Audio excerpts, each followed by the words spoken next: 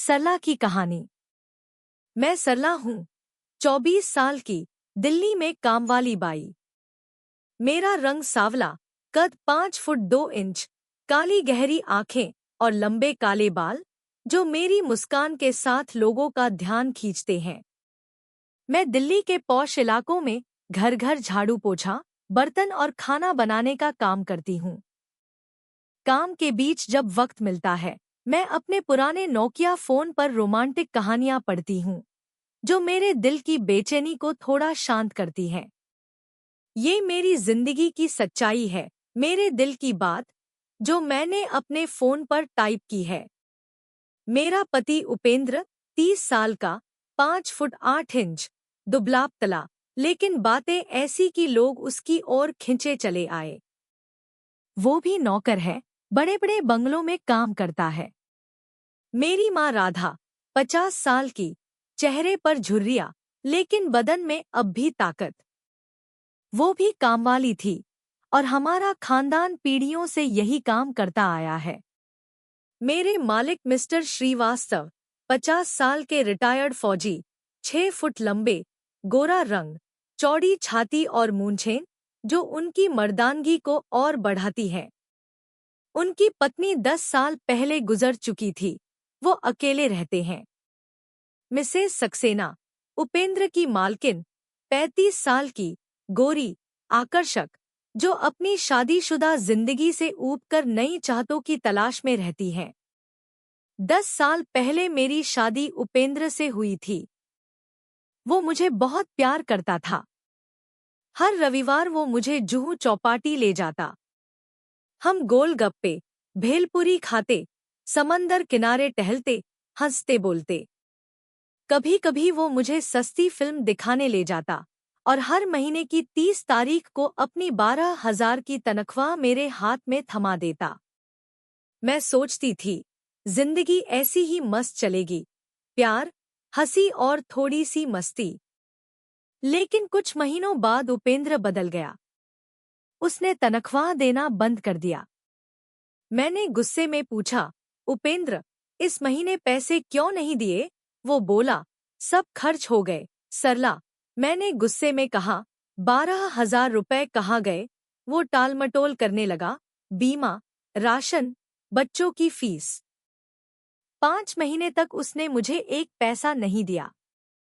घर का खर्च, बच्चों की स्कूल फीस, किराया, सब मेरी कमाई से चल रहा था।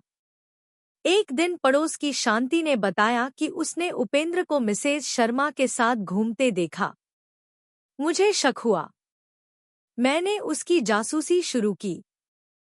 पता चला वो मिस्टर सक्सेना के बंगले पर काम करता था, और उनकी पत्नी मिसेज सक्सेना के साथ उसका चक्कर चल रहा था।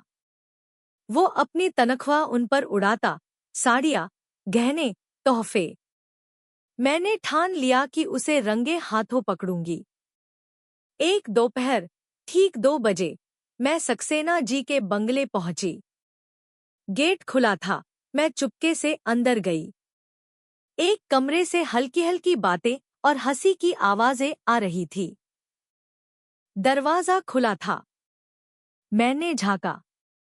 उपेंद्र और मिसेस सक्सेना एक दूसरे के करीब थे, हंस रहे थे, एक दूसरे में खोए हुए। मैंने गुस्से में चीखा, उपेंद्र! वो चौंक गया और मिसेस सक्सेना जल्दी से वहां से चली गई। घर पहुंचकर हमारा बड़ा झगड़ा हुआ। उपेंद्र, अगर तूने मिसेस सक्सेना से ये नाजायज रिश्ता रखा, तो मैं बच्चों को लेकर गांव चली जाऊंगी, मैंने चेतावनी दी। उसने माफी मांगी, वादा किया कि अब वो सुधर जाएगा। मैंने सोचा, शायद वो सचमुच बदल जाए। लेकिन वो नहीं बदला।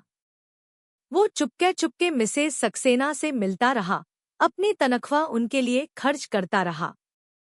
एक दिन उसकी शर्ट पर लिपस्टिक के निशान दिखे। मैंने पूछा, तो वही पुराने बहाने। मेरी धमकियों का कोई असर नहीं हुआ। आखिर उसने सारी हदें पार कर दी। सरला, अगर तू मुझे छोड़ना चाहती है, तो छोड़ दे, लेकिन मैं मिसेस सक्सेना से मिलता रहूंगा, वो गुस्से में बोला। ये सुनकर मैं फूट फूट कर रोई। मैंने अपनी माँ को सब बताया। वो बोली, बेटी, मायके आएगी तो लोग तरह तरह की बातें करेंगे। उपेंद्र चाहे जैसा हो, तुझे रोटी तो देता है। मैंने सोचा, मायके जाऊंगी तो माँ बाप पर बोझ बनूंगी। कई दिन रोने के बाद मैंने उसी के साथ रहने का फैसला किया। लेकिन मेरे दिल की चाहत बढ़ती गई। उपेंद्र अब मेरे साथ वक्त नहीं बिताता था। वो मिसेस सक्सेना के साथ रातें गुजारता और मैं अकेली अपने बिस्तर पर तड़पती रहती। मैं मिस्टर श्रीवास्तव के बंगले पर काम करती थी।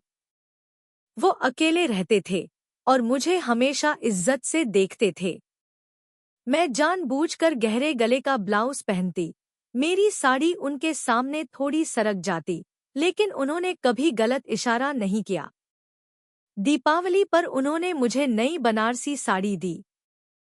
धीरे धीरे मुझे उनसे प्यार होने लगा।